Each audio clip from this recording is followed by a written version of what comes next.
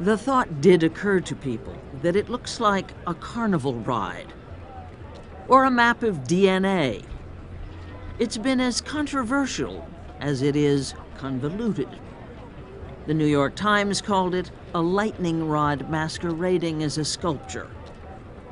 At 375 feet high, 35 stories above London's Olympic Plaza, Orbit, that's its official name, is artist Anish Kapoor's answer to the Eiffel Tower.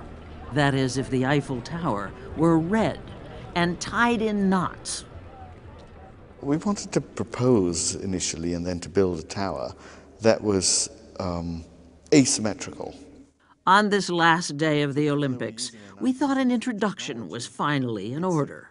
To it, what I want is that people enter the space here, go under the canopy, so it's a very tall, dark... The belly of the beast. Exactly. And to Anish Kapoor, considered one of the world's most important living sculptors. And lifts take you up into this room at the top. What I'm interested in, of course, is this journey from darkness to light through a kind of Leviathan. Leviathan, that was actually the name of one of his other sculptures. Again red, again huge. During the summer of 2011, it filled the enormity of the Grand Palais in Paris. Imagine making your way through a giant womb and then being born into the light. An idea that interests me deeply is to do with notions about origin, notions about beginning. Primordial. Yeah. And abstract art does that in a way that perhaps other art can't do, because we're making subliminal connections, and something there, something happens that is very profound, I believe. Anish Kapoor's sculptures often sell for millions of dollars. A list of adjectives that would describe them: biological, sexual, mysterious, even playful. He likes to play with the idea of turning things inside out. It's a completely deceiving object. Upside down. These are all mirror pieces, and you can't tell where the object is. It No. Where is it? It's just very odd. I can't And feel the very- end of it. Yeah, it's a lot further than that. Now There you it get is. there. I Yeah. finally found it. Yeah. Wow. So I'm experimenting with all sorts of things here. And Kapoor recently took us on a tour of his studio. Actually, a series of connected former factory buildings in South London. Born in Mumbai, India in 1954, the son of a Hindu father and Iraqi Jewish mother, he's lived and worked in England since he was an art student.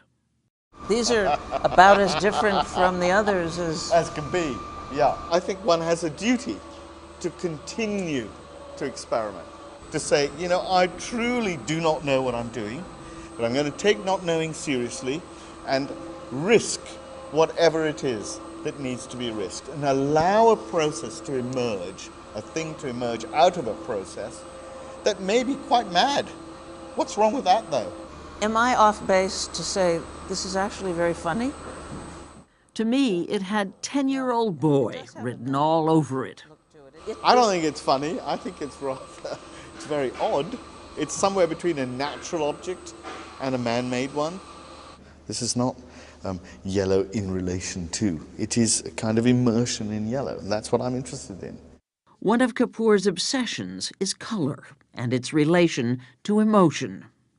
Is this happy? Is this sad? Is this melancholy? I think it's an immensity, and it's, of course, an immensity we associate with the sky, particularly that kind of blue. Go in, go in. For Kapoor, red is not just the color of blood. It says danger, darkness. Red does a kind of darkness that no other color does. Red is darker than black? We think of night as being black. Yes, but red-black is a black of a kind of terror. It's a terror of the interior, terror of death. Think about it. That's what Anish Kapoor wants you to do, and about the visceral impact art can have on you. This spring, with the help of something that looked like a Mars rover, workmen assembled this massive elliptical sculpture made out of rusted steel. The fact of the object, its physical presence, the scale of the thing, the sense, if you like, of dark and fear, it toppling over on you and all of that stuff, is what the work's about. Visitors to the Gladstone Gallery in New York City walked around it and then, instinctively, into its gloom. Visitors to Chicago's Millennium Park as well, with or without art backgrounds, know exactly how to experience Anish Kapoor's Cloud Gate, inspired by liquid mercury. In fact, they can't seem to help themselves. The sculpture, affectionately known as the Bean, has become a major tourist attraction, seen by 4.5 million people last year. Forget the art speak. Chances are, if you ask them what it's about, they'd say joy.